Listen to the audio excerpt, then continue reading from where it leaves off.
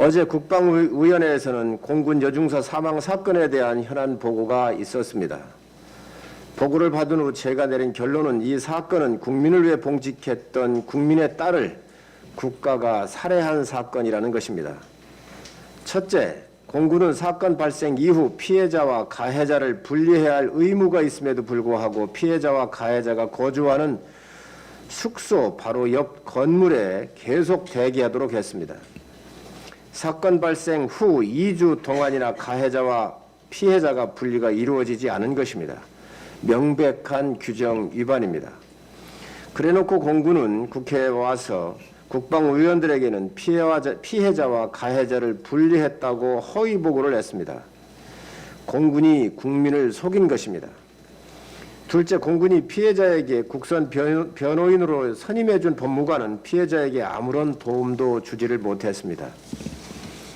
선임대로 피해자가 사망할 때까지 법무관은 한 번도 피해자와 면담을 실시하지 않았으며 가해자 측 변호인과 연락해 가해자 측에서 제시한 합의금의 액수를 피해자 측에 전달하는 등 오히려 이 사건을 대충 덮으려는 시도까지 있었다고 유족들께서 밝히고 있습니다.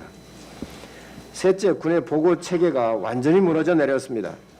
국방부 장관은 피해자의 사망 사실을 최초 보고받았을 때 단순 변사 사건으로 보고받았다고 합니다. 있을 수 없는 일입니다. 안보지원사에서조차 내용을 제대로 파악해 장관에게 보고하지 못한 것입니다. 안보지원사의 존재 이유를 의심케 하는 이유입니다. 넷째, 군사경찰도 제대로 역할을 하지 못했습니다. 사건 발생 초기에 피해자가 직접 차량 블랙박스 영상과 CCTV 영상 등 확실한 증거들을 구해서 제출했음에도 불구하고 즉시 가해자들을 피해자로부터 분리하지 않았고 군사 경찰이 피해자를 기소 의견으로 군 검찰에 송치하는 데 한 달 넘게 걸렸습니다. 이 사건은 발생부터 피해자의 사망 때까지 모든 과정에 걸쳐서 이루어진 국가에 의한 타살입니다.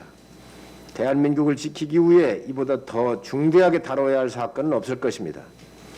우리 국회는 즉각 국정조사와 특검 도입 등 할 수 있는 모든 조치를 다 해야 합니다.